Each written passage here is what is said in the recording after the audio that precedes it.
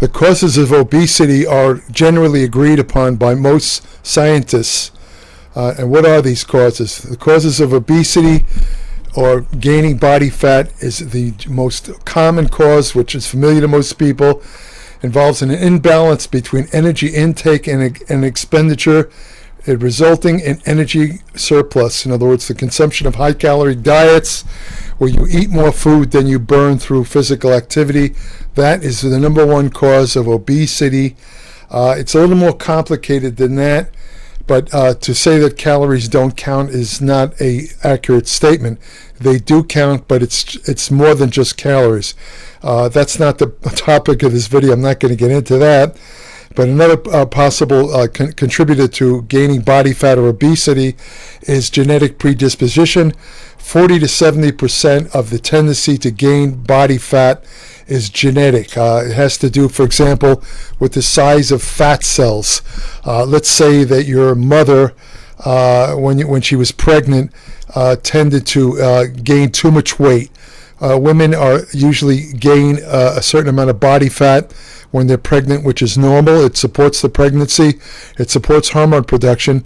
But some women gain a little bit too much, and when the baby is born with excess fat cells. Not only are they born with numerous fat cells, or more than normal, but the fat cells are abnormally large. That's called hypertrophic hyperplastic obesity, meaning you have more fat cells and you have fat cells that are larger than normal. And fat is usually put on. In most humans, you gain body fat in the last trimester of pregnancy. That's the last 3 months. In the first couple of years, let's say for about 4 or 5 years old. Then the teenage years. Then after that, it starts to slow down. But by then, you have your full complement of fat cells. If you're lucky, you have normal size fat cells and you don't have an excess. These are usually people that are slim. There's no sign of obesity, and they usually have smaller fat cells. People that tend to be on the plump side or a little bit heavier, carrying body fat, in a lot of instances, they do have an excess number of fat cells, and they have more fat cells than normal. Again, that's called hypertrophic hyperplastic obesity. From a bodybuilding point of view, that's very bad, because if you have a larger number of fat cells and the fat cells are larger than normal, it's extremely hard to get into the coveted, ripped, defined appearance that wins bodybuilding contests today. It can be done, but it takes much longer. It takes much more dedication. It takes much more focus on diet and exercise than compared to a person with lower fat cells. And that's the reason why, and I've said this in my Applied Metabolics publication many times, that's the reason why about 99% of bodybuilding champions started out skinny. They started out very slim. And again, they started out with less fat cells and less numerous fat cells. Makes it easier. All they had to do was build up their muscles. They didn't have to worry about the body fat, and they didn't have a tendency to gain body fat. So that's where the genetic predisposition comes into play. There's hormonal factors such as hyperinsulinism. If you tend to be sensitive to, not sensitive to insulin, your body will secrete more insulin than normal. Anytime insulin is secreted, fat cells are either maintained or new fat cells are developed. That's the whole basis of the low carbohydrate or ketogenic diets, is to control insulin in the hope that you could shrink or get rid of the fat stored in fat cells through exercise and the diet, the elimination of carbohydrates. There's psychological factors. For example, you have eating food addiction, where this tends to occur in people that are overweight, where they actually are. Food is like a drug to them.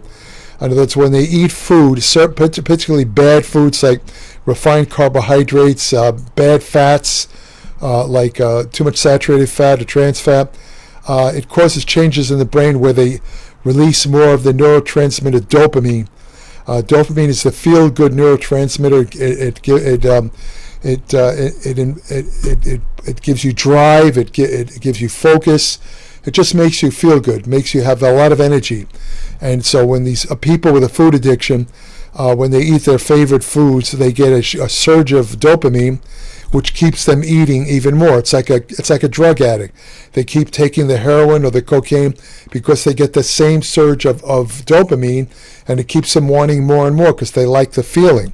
And that's food addiction. That's another cause of obesity. Of course, also there's the lack of physical activity. If you take in calories, they have to go someplace. If you're taking the amount of calories that you use each day, you won't gain weight, you won't gain body fat. But most people eat far too many calories in relation to physical activity. A lot of people do no exercise at all, no resistance training, no walking, nothing. So even with relatively small amounts of food that are above their, let's say, resting metabolic rate, they're going to gain body fat. And as they get older, there's a greater tendency to gain body fat because there's also, for the simple reason that as people get older, they tend to become less physically active. And then now the category I want to talk about today is less recognized, is less spoken about, cause of obesity. They're called under the general heading of obesogens. Obesogens were first identified in studies published in 2009. And what they are, obesogens are various chemicals. They could be hormones. For example, as I said earlier, excess insulin can promote body fat. That makes it an obesogen. If something interferes, they have chemicals that are called endocrine disrupting chemicals. These are chemicals, which I'll talk about in a minute, that interfere with the natural activity of various hormones in the body.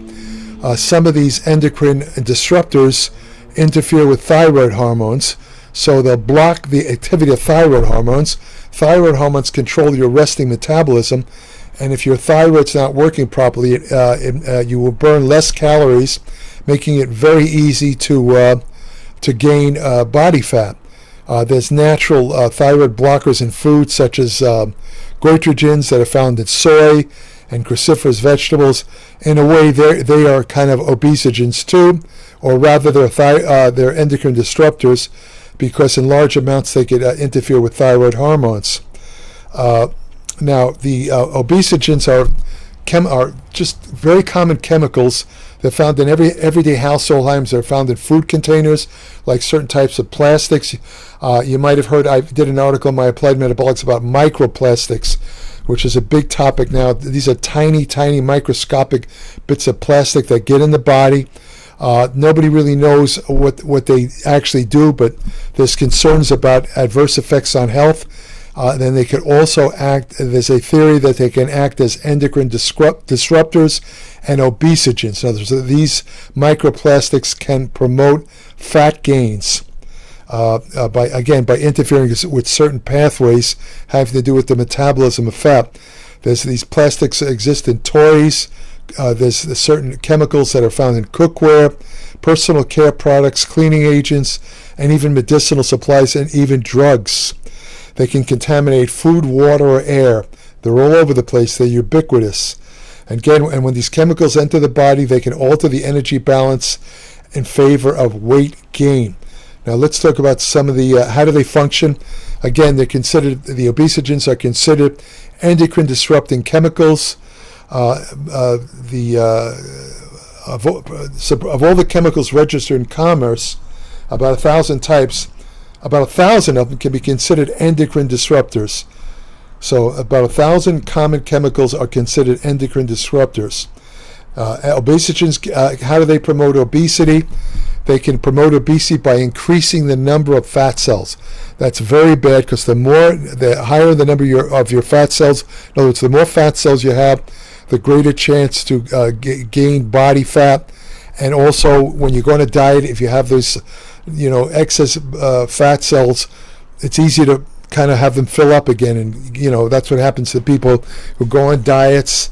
They lose the weight and then they go back to their past eating habits and they get fat really fast, and the reason is because they've had an excess number of fat cells that have never really disappeared. They've been kind of dormant. They've been emptied by the diet, but they can easily be refilled by, again, not exercising, eating excess foods. Obesogens can also promote obesity by increasing the storage of fat in existing fat cells. They can alter the rate of fat cell production versus fat cell destruction. In other words, they could promote the genesis of new fat cells. They also can shift energy balance to favor calorie storage. They could change the basal or resting metabolic rate. That's the amount of calories you burn at rest. The obesogens can adversely affect the intestinal microbiota, where they promote the accumulation or increase of certain bacteria that are known to promote appetite and actually promote fat gains.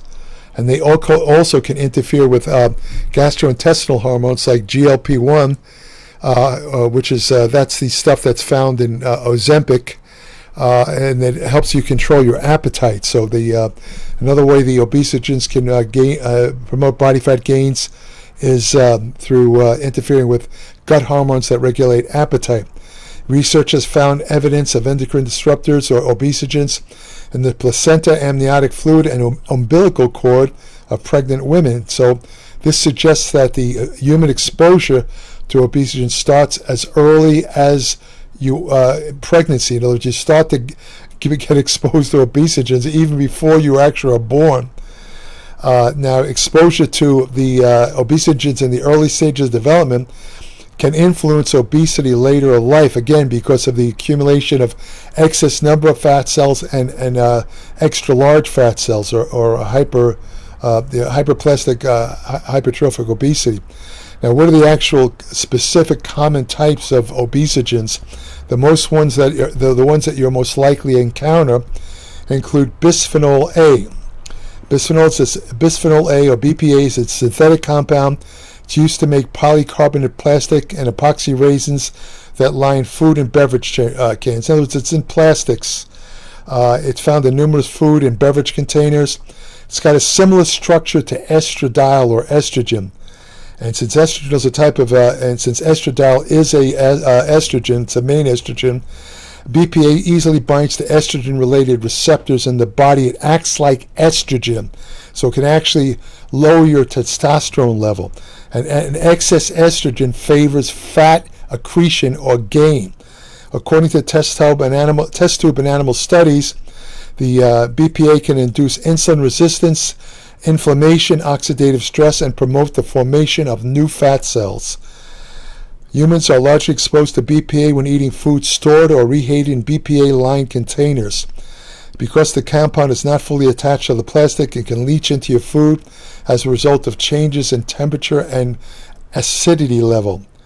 BPA has been found in newborns, children, adults. It can be measured in bodily fluids and tissues such as blood, urine, saliva, breast milk, and fatty tissue. The Food and Drug Administration considers BPA safe because they say that the amount of BPA that migrates from food packaging and beverages is small.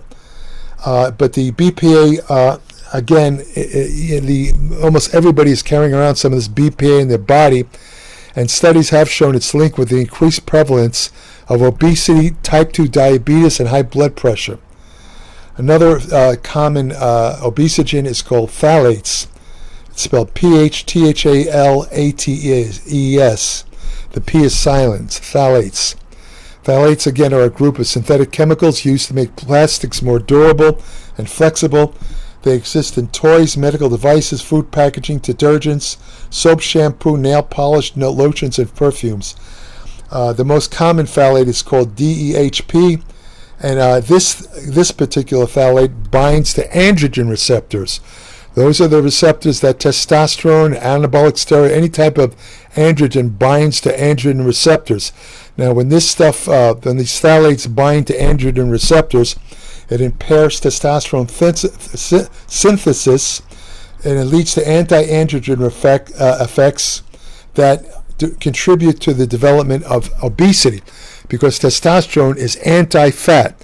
In other words, for men, for example, when they go on testosterone replacement therapy, often lose body fat without any change in diet or exercise, because what happens is the testosterone, it opens up what they call beta receptors that interact with fat cells. These beta receptors have closed down, and because of that, they get a fat accumulation, especially in the gut, around the waist, and so on. And when they take the testosterone, it opens up these beta receptors that have been closed down, so they lose body fat. But phthalate actually interferes with testosterone synthesis. The phthalates could also affect hormone receptors called PPARs that are involved in signaling pathways that are involved in fat metabolism. The primary exposure of phthalates comes from consuming food and beverages that have been in contact with phthalate-containing products. Phthalate particles in dust are also a considerable source of exposure. And most test tube and animal studies support that DHEP and other phthalates affect the development of obesity and type 2 diabetes. They also affect obesity in children. They're found everywhere, and their metabolites or end products have been detected, and over 75% of the U.S. population have phthalates in their body. But despite this, the Center for Disease Control and Prevention says that the levels of phthalates won't necessarily cause harmful effects. And the FDA agrees with that. They say there's insufficient evidence to claim that phthalates pose a safety risk. But that only refers to their use in cosmetics. However, phthalates is pretty good evidence they're involved in gaining body fat. Another obesogen is called atrazine. It's an herbicide that's used in the United States, used all over the place. Atrazine is one of the most commonly found pesticides in surface and groundwaters. Similar to BPA and phthalates, atrazine has anti-androgenic and estrogenic effects. So that's how it promotes fat gains. It also reduces the production of luteinizing hormone, which is the hormone that dictates testosterone synthesis in the body, in the male body at the level of Leydig cells. Animal studies show that long-term exposure to atrazine can increase the risk of obesity and insulin resistance, especially when linked to high-fat diets.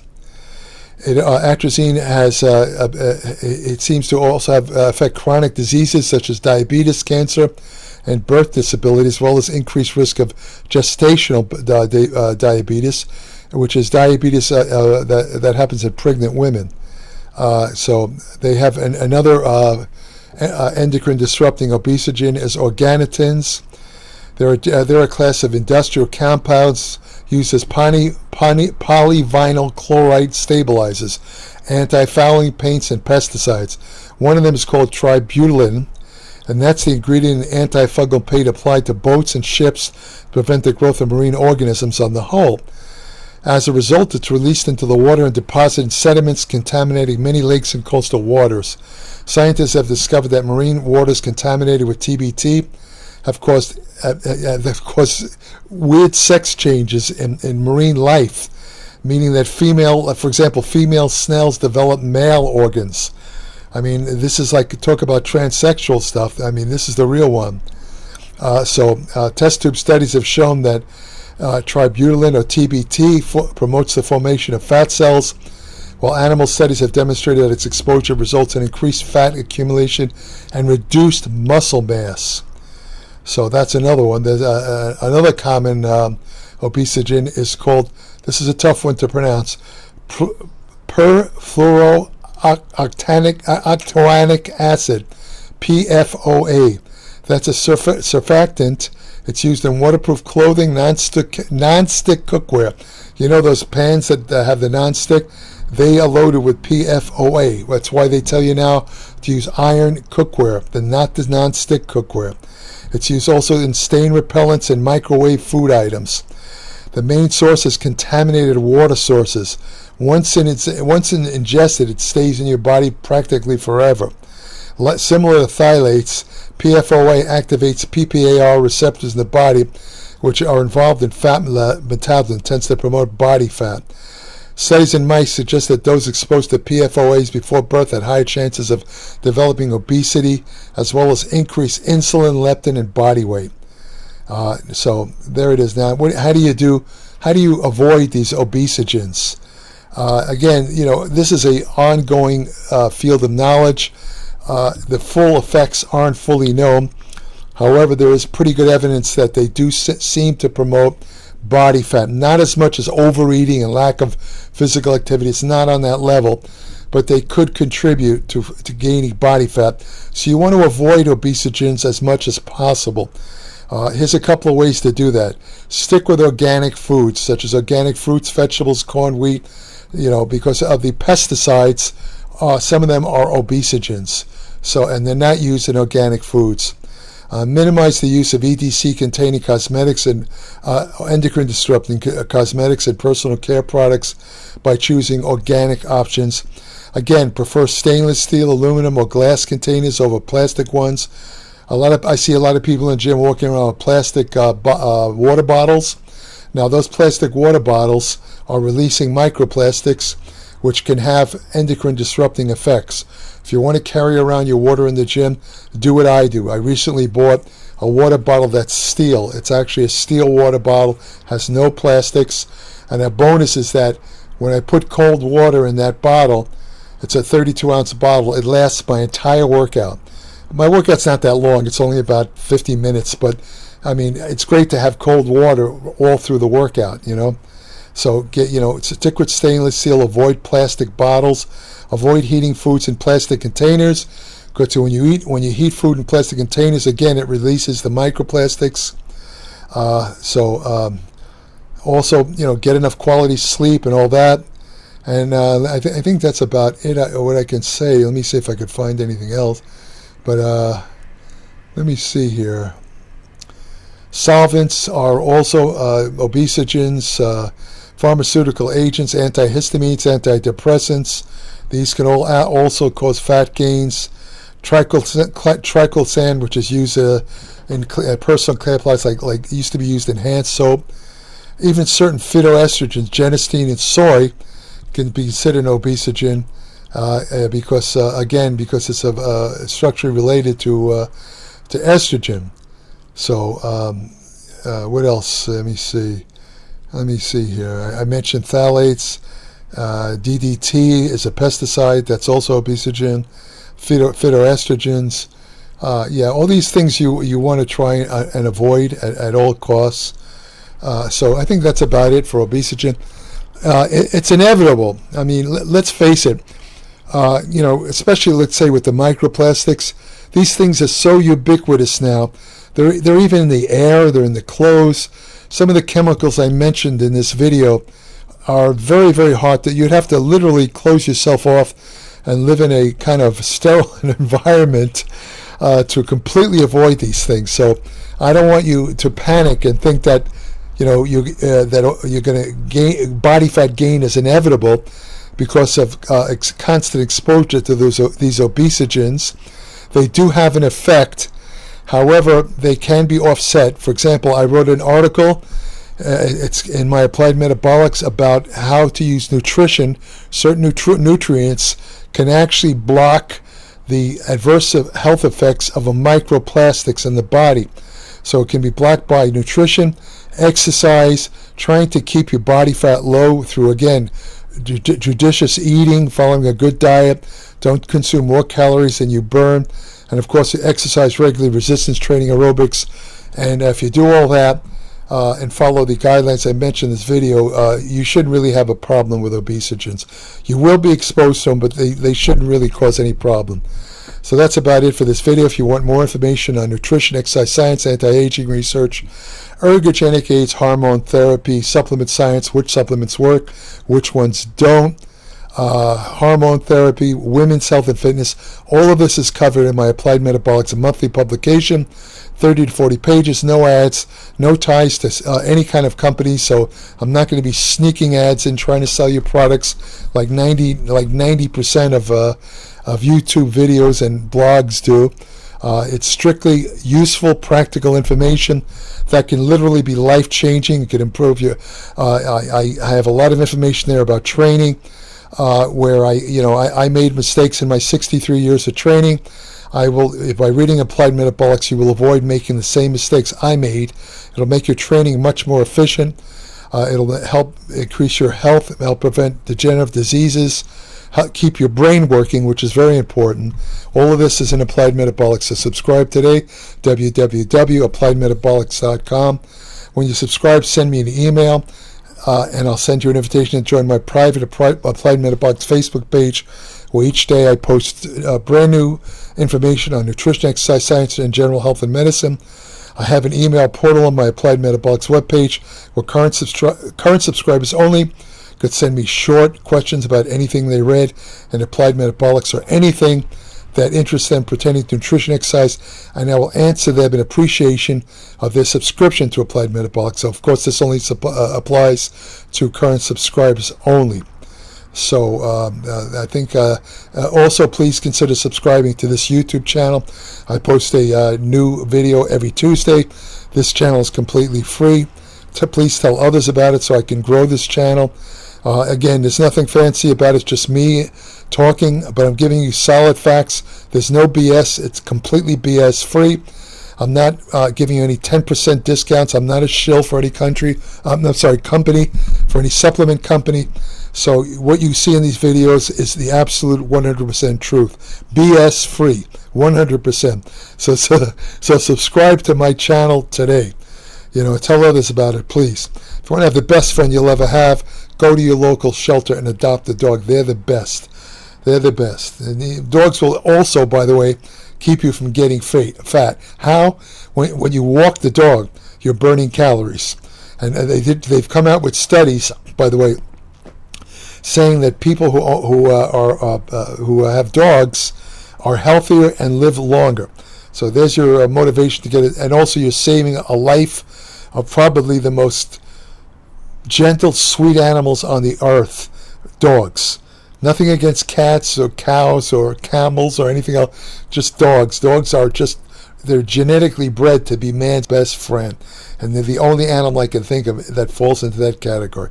So thank you for listening.